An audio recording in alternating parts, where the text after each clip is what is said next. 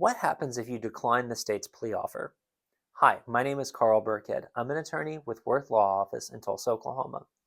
I've been practicing family and criminal law for almost 8 years now, and I want to help you make law easy by just talking a little bit about what happens if you don't want to take the state's deal.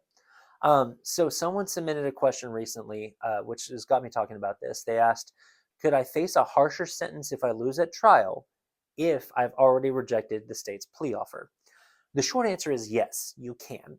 And it's kind of an easy answer because yeah, you always can. At that point, you're letting go of control and you're giving the control over to the judge and over to the jury and letting them decide your fate. So let's say, and I'm just going to use hypothetical round numbers. Let's say you're facing a case where it carries up to 10 years in prison, but the state's offering you 2 years in prison. And you say, forget that. I can beat this. I don't want to do 2 years in prison. There's no way I'm going to do 2 years in prison. Let's go to trial. Well, at that point, you're going to trial. And the state is also going to trial. And they get to put on their best evidence and put on their best case. And they get to ask for whatever sentence they want within that sentencing range. They could ask for the 2 years or they could ask for the 10 years. It's ultimately not going to be up to them. The state isn't the one that issues the sentence, but they can still push for it. Even in cases where it doesn't go to trial. I've had cases that my client's not happy with the state's offer, but doesn't want to go to trial and will do what's called a blind plea.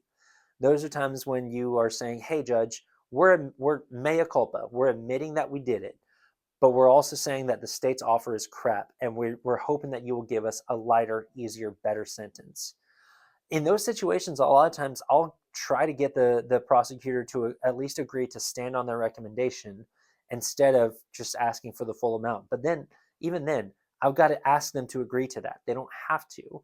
And in that situation, just like in trial, they can ask for the full 10 years as opposed to whatever they're offering you before. So be very, very careful whenever you're considering whether or not to take a plea deal. There are consequences to saying no.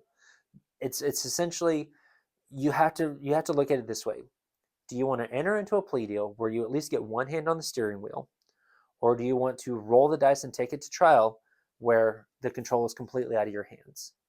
That's a decision only you can make. My job isn't to tell you what to do, it's just to give you advice.